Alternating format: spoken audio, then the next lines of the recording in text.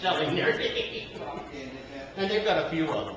And they said, hey, give this a try and see how. Fluid I have in the tank.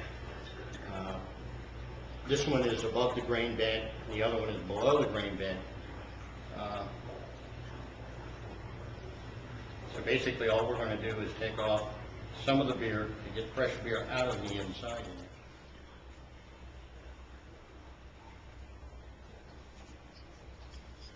So I'll put it in there.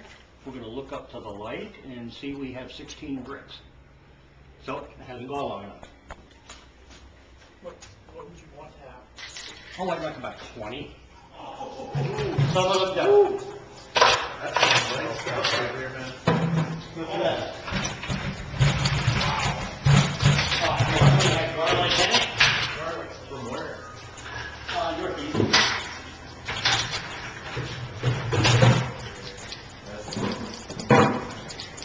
Oh, you gotta bring it back? Like I said, some of them come out real easy, some of them don't. Yeah. You got 8. One side, the oil on the other side, that's the one we need to get it. Like this, open up the bottom of this tank, which we will do when it's done, and you'll see the hop residue will come out across the floor rather than go down there. This, you just kind of stick in there, get nice and wet, and the bigger hop bag you use, the better you get out of it.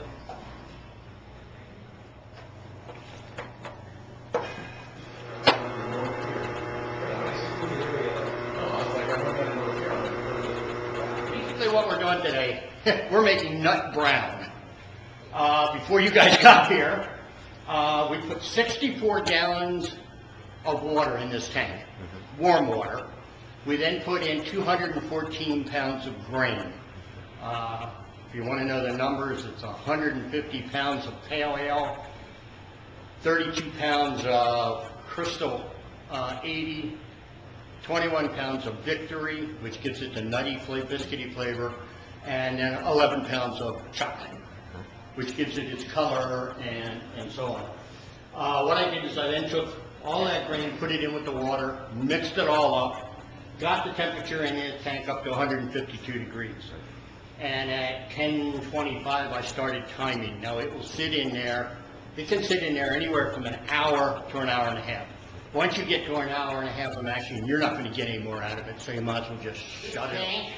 Is at 146 degrees. And it's got chemicals in there, hot water and chemicals that's cleaning off the bottom of the tank. This is the boiler. It's going to work.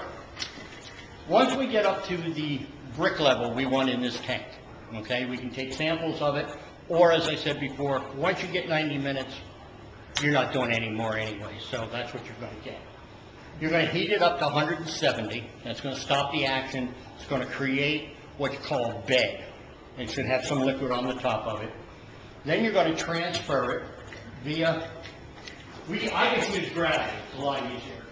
Move this hose around, goes in, goes across, and goes into this tank until we get up to about 3.5 gallons, or barrels, I'm sorry. I was going to say, wow, you're not making much. After we get it in here, it'll boil. This particular one, because we're adding 3 types of hops, it'll boil for 90 minutes. After it's done boiling, you basically do a whirlpool. You get up there with a paddle, swirl it around. That allows anything that's loose and stuff to settle to the bottom. After the whirlpool is done, you open up the bottom valve and just let that junk fall out. What it's going to do is create a hole so that when the liquid goes down, it doesn't draw all that what's called trub with it. Then what you do is you move these things around and you turn on the pump, but you can't get it over there without the pump. It's going to go back here, and it's going to go into this little blue contraption back there that has glycol running through it, keeping everything on the other side of it cold. So the beer will come out at about 200 degrees, or the wort will come out at about 200 degrees. Go in here, drop. You're supposed to get it down around 80 something, but that never happens. It's always hotter than that. Hasn't killed any of my yeast yet, so I'm not worried about it. Turn the oxygen on because you boiled all the oxygen out. It then runs through this hose. And today it's going to go into that tank. Yesterday we did the exact same thing, but yesterday I put yeast in it. So it is now working. As you can see, that's carbon dioxide being blown off over there. And it's doing two things. The yeast is eating the sugar, it's belching CO2 and peeing alcohol. So that's what you're getting when you make the beer. Now that'll go on the ground. I'll probably come in Monday and it'll maybe have slowed up. Tuesday or Wednesday it'll be done fermenting. You then drop the temperature down to 52, let it sit anytime over 24, 36, 48 hours in a mild diacetyl rest. With the ales, you don't have to worry about that, but if you're making a light lager, you have to run a 48-hour diacetyl rest or your beer will take Budweiser. You then lower it down to 32.